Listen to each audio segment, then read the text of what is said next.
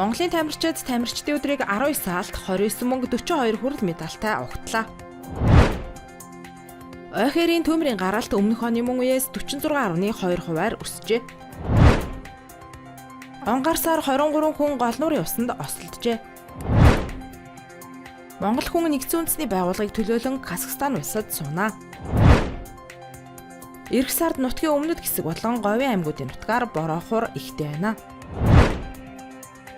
Оросуудын хиймэл оюун ухаанаар бүтээсэн Чингис хааны тухай кино Каннын кино наадмаас шагнал хүртлээ. Ice Global-ийн цөөн хормын мэдээ эхэлж байна. Монголын тамирчид тамирчдын өдрийг 19 саалт 29 мөнгө 42 хүрэл медальтай угтлаа. Тодорхойлбол 2019 оноос Монголын тамирчдын өдрийг жил бүрийн 6 дугаар сарын сүүлчийн 7 хоногийн нэм гарагт тэмдэглэн өнгөрүүлэхээр шийдвэрлсэн. Энэ дагуу тамирчдын өдрийг 89 дахь жилдээ тэмдэглэж, төв дэлхийн олон улсын тэмцээнд эх орныхоо нэрийг зураатуулан соён бүтэөрийн талбайгаа мандуулж, төрийн дуудлаа ихшиглүүлж явсан үе үеийн тамирчид медалаараа гангарч Сүхбаатарын хөшөөнд цэцэг өргөлөө. Мөн энэ өдрөөр биеийн тамирын спортыг олон нийтэд өргөн хүрээтэй сурталчлан таниулдаг. Энэ дагуу уламжлалт тамирчдын үзүүлэх тоглолт боллоо. Сонирхуулахад үндэсний шгшээ багийн бүрэлдэхүүнд 27 спортын төрөлд 60 дасгалжуулагчийн удирдлагадор нийт 254 тамирчин бэлтгэл сургалтад хангаж тэмцээн уралдаанд оролцож байна.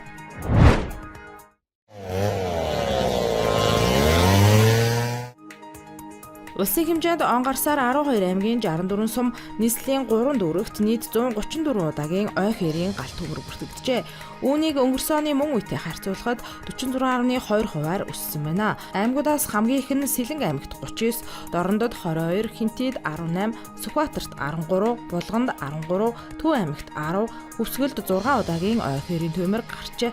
Төмөрт урьдчилсан байдлаар ойн болон хээрийн нийт 640 мянга талбай өртөж, 5 байшин, 49 гэр, 5 автомашин, 7 мотоцикл, 125 малын хашаа, 6,000 бог, 470 бодмал, 7,980 бодлоо ус, 80 шуудай тижэл өртөж, 6 орчим тэрбум төгрөгийн хохирол учраад байна. Энэ сарын 27-ны байдлаар улсын хэмжээнд 15 төмөр асаж байгаа бөгөөд нийт 808 хүн 104 техник хэрэгсэлтэй үүрэг гүйцэтгэж байна.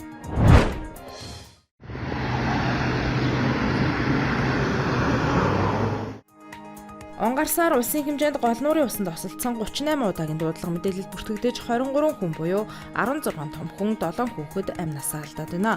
Сүүлийн 5 жилийн байдлаар нийт усанд осолдсон тохиолдлын 69% нь зуны улиралд, үүнээс нас барсан иргэдийн 76% нь зуны улиралд буюу 393 хүн, 41% нь буюу 212 хүн 7 сард тус осолджээ.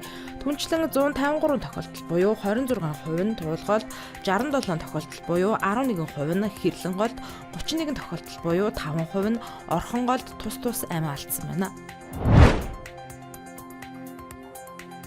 Монгол хүн нэгдсэн үндэсний байгууллагыг төлөөлөн бүгд найрамдах Казахстан улсад сунаа. Тодорхойлбол нэгдсэн үндэсний байгууллагын ерөнхий нарийн бичгийн дарга Антонио Гутерреш Радна Аргачаагийн Сарангойг тус улсад суух нэгдсэн үндэсний байгууллагын суурин зохицуулагчаар томилжээ. Сарангой нь Австралийн Флиндерсийн их сургуульд байгаль орчны менежментээр магистрийн зэрэг хамгаалсан, байгаль орчны уур амьсгалын өөрчлөлтийн яам, нэгдсэн үндэсний байгууллагын хөгжлийн хөтөлбөр, хүнс хөдөө аж ахуйн байгууллага, байгаль орчны хөтөлбөр болон байгаль хамгаалах олон улсын холбоо, Германы олон улсын хамтын ажиллагааны нийгэмлэг зэрэг байгууллагуудад 25 жил ажилласан. Европ, Төв Азийн бүс нутагт хүрээлэн буй орчны бодлого тогтвортой хөгжил, хамтын ажиллагааны ариун туршлага хуримтлуулжээ. Казахстан томилогдохын өмнө тэрбээр нэгдсэн үндэсний байгууллагын эдийн засаг, нийгмийн комиссийн байгаль орчин хариуцсан бүс нутгийн зөвлөхөөр ажиллаж байжээ. Сарангой энхүү нэгдсэн үндэсний байгууллагын суурин төлөөлөгчөөр томилогдсон Монгол улсын анхны иргэн болж байна. Өнөөдрийн байдлаар дэлхийн 130 гаруй улс оронд нэгдсэн үндэсний байгууллагын суурин зохицуулагч ажиллаж байна. Цагуурын байгууллагаас гаргасан мэдээлэлээр эх 7 дугаар сард баруун аймагуудын нутгаар хур тундас харьцангуй багатай байх боловч төвийн нутгийн өмнөд хэсэг болон говийн аймагуудын нутгаар бороохор ихтэй байх төлөвтэй байна. Үүнтэй холбоотой гол мөрний усны түвшин нэмэгдэж болзошгүй байна. Тиймээс үер усны аюулаас сонор сэрэмжтэй байхыг анхааруулж байна. Түүнчлэн энэ жилийн дундаж салхины хурд их байгаатай холбоотой дуу цахилгаантай аадар борооны өмнө салхи төр зуур ширүүсэх зэрэг нөөлөг салхины болзошгүй аюул гарч болзошгүйг анхааруулж байна. История зовет. История оживает через века. Оросын мэрэгчлэнүүд хиймэл оюухан ашиглан Чингис хааны тухай бүрэн хэмжээний киног бүтээжээ. Энэ кино нь Канны кино наадмаас хиймэл оюунаар бүтээсэн хамгийн урт киноны төсөлд шагнал хүртсэн байна. Тус киног Оросын тэрбумтан Михаил Слипенчук ивент итгэжээ. Учир нь киноны зохиолыг түүний аав Виктор Слипенчукийн 1964 онд бичсэн найраглалыг үндэслэн бичжээ. Киног энэ сарын 26-наас нийтэд үзүүлж эхлэх юм байна. Ice Globe-ийн цөөн хормын мэдээ байла. Амралтын өдрөө ая тухтай өнгөрүүлээрэй.